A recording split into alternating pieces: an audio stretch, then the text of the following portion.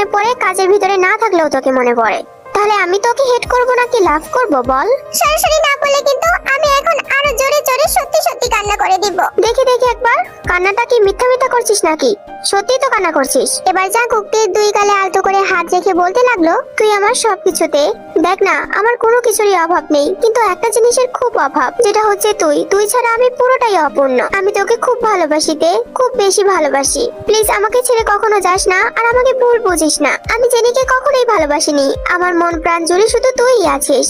কিন্তু আব্বু আম্মু, বড় আপু বড় আম্মু আমাদের কি মেনে নেবে? সেটা নিয়ে তোর ভাবতে হবে না, তুই শুধু চুপচাপ আমাকে হেট করে যা। আমি তোমাকে হেট করি না জাঙ্কুক ভাইয়া, আমিও তোমাকে অনেক বেশি ভালোবাসি, অনেক বেশি। আর এই কয়েকটা দিনে আরো বেশি ভালোবেসে ফেলেছি। কেন? আগে ভালোবাসতি না? আগেও বাসতাম, কিন্তু এখন বেশি বাসি। কিন্তু কেন বলতো? কারণ তুমি তো আমার সেভিয়র। তুমি তো আমাকে সবসময় বিপদের হাত থেকে রক্ষা করো। সেদিন যে তুমি আমাকে শাড়ি পরে বাইরে যেতে দিলে না, সেদিন তো অনেক বড় বিপদ ঘটেছিল। আমার সেদিন ওই বাচ্চা ছেলেদের সাথে মারামারি করে তুমি আঘাত পেলে। আর কখন কিভাবে বাঁচিয়েছো সেটা তো আমি বুঝতেই পারিনি। আমি তোমাকে ছেড়ে কোথাও কখনো যাব না জাঙ্কুক ভাইয়া। I love you. যাক, অবশেষে মুখ দিয়ে আই হেট ইউ থেকে আই লাভ ইউটা বের হয়েছে। জাঙ্কুক কথাটা বলা মাত্রই তে গিয়ে জাঙ্কুকের বুক একদম ঝাঁপিয়ে পড়েছে, আর জাঙ্কুকও তেকে আষ্টে পিষ্টে জড়িয়ে ধরেছে। এভাবে দেখতে দেখতে কেটে যায় বেশ কয়েকটা দিন। জাঙ্কুকের ফুপু আর খালামণিরা তো সেদিনই চলে গিয়েছিল। সেদিন তো জেনি অনেক বড় ঝামেলা বাঁধাতে চেয়েছিল, কিন্তু ওর মার জন্য কিছুই করতে পারেনি। কারণ ওর মা এক কথাই বলে দিয়েছে, ভালোবাসা কখনো জোর করে হয় না। জিসু তো জিনকেও সব কথা খুলে বলেছে। জিন আবার সেসব কথা জাঙ্কুককে বললে জাঙ্কুক সাপ সাপ জানিয়ে দেয় ও কখনোই জেনিকে ভালোবাসতে পারবে না, আর ও তেকে ভালোবাসে। কথাটা শুনে জিন একটু খুশি হয়েছিল, কিন্তু নিজের বোনের মেয়ের জন্য অনেকটা খারাপ লাগছে। তবে জেনিও যাওয়ার সময় বলে গেছে ও নাকি দেখে ছাড়বে। জাঙ্কুক যদি ওর না হয় তাহলে নাকি কারো না। তবে জিন আর আরেমের তো তেকে আগের থেকেই অনেক বেশি পছন্দ। দেখতে দেখতে কেটে গেছে একটা মাস। জাঙ্কুক আর তের সম্পর্ক তো ভালোই যাচ্ছিল, কিন্তু ফ্যামিলির মধ্যে শুধুমাত্র জানতো জিন, জিমিন আর সুগা। জাঙ্কুক তো সেদিনে এসে জিমিন আর সুগাকে বলে দিয়েছে। এখন তো জাঙ্কুক আর তে ঘুরছে ফিরছে খাচ্ছে, আর ওদের সম্পর্কটা তো অনেক বেশি ভালোই আছে। একদিন তে মাত্র ইউনিভার্সিটি থেকে বাড়িতে এসেছে। তে এসে দেখতে পেল হল রুমের সোফাতে কিছু গেস্টরা বসে আছে। তে তাদেরকে দেখলো, মোটামুটি চিনতে পারলো, তারপরে নিজের রুমে চলে গেল। তবে নিজের রুমে যাওয়ার আগে জিমিনের সাথে কারোর একটা কথা শুনতে পেল। জিমিন কাউকে একটা ঝাড়ি দিয়ে দিয়ে বলছে, বুগাম তুই এখানে কাউকে কিছু না বলে কেন চলে এসেছিস? তো আবার ফুপু ফুপাকে নিয়ে? তোকে তো আমি ফার্স্টের দিনই বলে দিয়েছিলাম জাঙ্কুক কিন্তু তেকে ভালোবাসে। তুই তো তেকে বিয়ে করা দূরে থাক, টাচও করতে পারবি না। সে ভালোবাসা কি এখনো আছে নাকি গেছে জিমিন? গেছে মানে এখন আরো গভীর হয়েছে। তোর কপালে কি আছে কে জানে, জাঙ্কুক জানতে পারলে তুই শেষ। আচ্ছা আচ্ছা, দেখা যাবে কি করতে পারে, আমিও দেখে নিব। কথাটা বলেই বুগাম জিমিনের রুম থেকে বের হয়ে আসতে না আসতে তের সাথে চোখাচোখি হয়। তে বুগামকে দেখে অনেকটা চমকে ওঠে আর বলে বসে, আরে বুগাম ভাইয়া আপনি যে এখানে? আরে তে, তুমি আমাকে মনে রেখেছো? আমি জানতাম তুমি আমাকে মনে রাখবে। হ্যাঁ, আমি এখানে তোমাকে সারপ্রাইজ দেওয়ার জন্য চলে এসেছি। ও আচ্ছা, তা কি সারপ্রাইজ? তের কণ্ঠ শুনতে পেয়ে জিমিন সঙ্গে সঙ্গে বাইরে বের হয়ে আসে আর বলে, তে তুমি না মাত্র ভার্সিটি থেকে আসলে, যাও নিচের রুমে গিয়ে ফ্রেশ হও। ওর সাথে এত গল্প করতে হবে না, তাহলে কিন্তু জাঙ্কু। আরে আরে না না, কাউকে বলো না, আমি এক্ষুনি যাচ্ছি। তেতে সঙ্গে সঙ্গে নিজের রুমের দিকে চলে যায়। এদিকে বুগাম বলে ওঠে, এটা কি হলো জিমিন, এমনটা কেন করলে? বেশ করেছি, তুমি যখন আমার কথা শুনবে না তাহলে আমি কেন তোমার কথা শুনতে যাব? জিমিন তো রাগ দেখিয়ে সেখান থেকে চলে যায়, আর বুগাম হল রুমে চলে যায়। বুগাম হচ্ছে জিমিনের কাজিন, মানে জিমিনের ফুফাতো ভাই।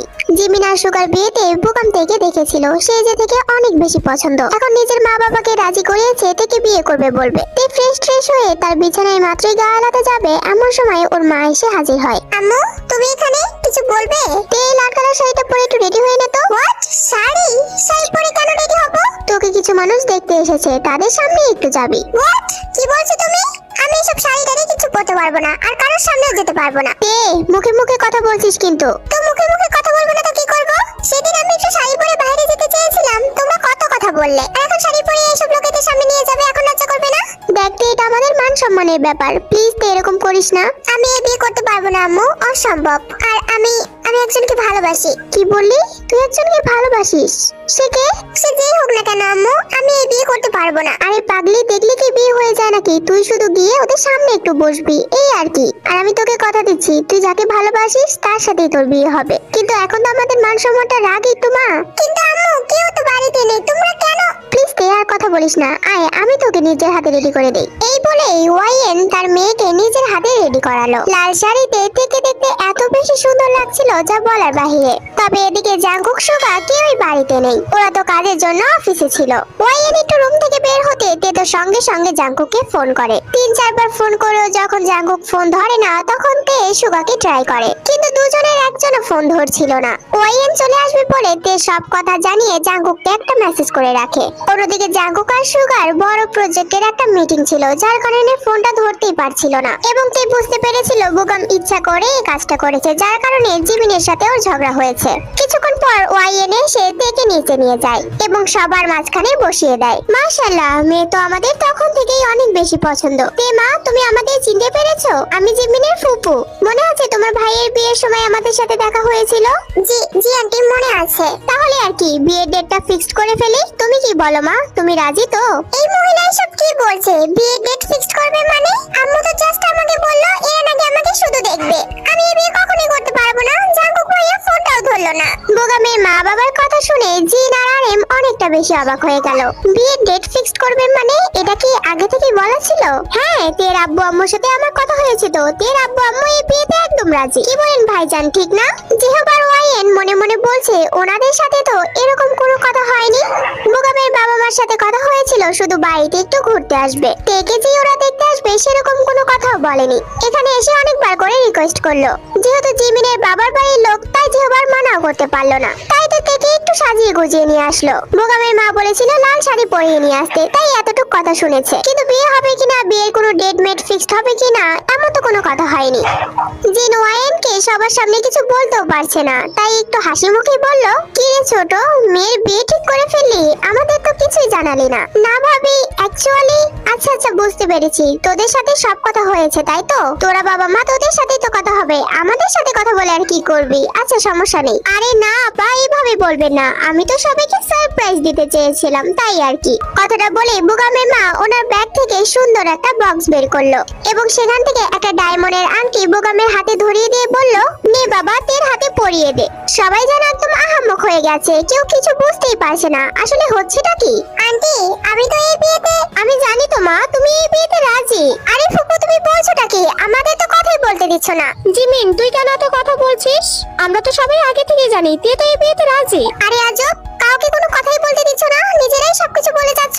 বোগাম, তুই ওর সাথে কথা বলিস না তো। তুই নে, দেখে আংটিটা পরা। সবাই কেমন জানো অবাক দৃষ্টিতে তাকিয়েছিল, তে নিজেও কিছু বলতে পারছিল না।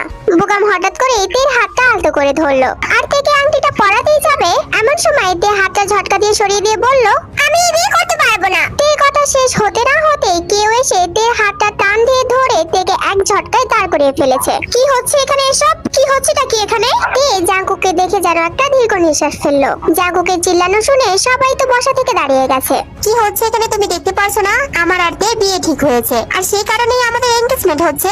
তোমার আর তের বিয়ে ঠিক হয়েছে? কবে, কোন সময়? কিরে তে, বাহ, আমি নেই আর বিয়ের পিড়িতে বসে পড়েছিস। জাঙ্কুক ভাইয়া, বিশ্বাস করো, আমি এই বিয়ে করতে রাজি না। এরা জোর করে আমাকে আংটি পরাচ্ছে। তোকে জোর করে আংটি পরাচ্ছে? আর আম্মু, তোমরা তোমরা এভাবে দাঁড়িয়ে দাঁড়িয়ে দেখছো? জাঙ্কুক, আমরা কি করব বল? ওর বাবা মা যদি ওর বিয়ে ঠিক করে ফেলে তাতে আমাদের কি করার আছে?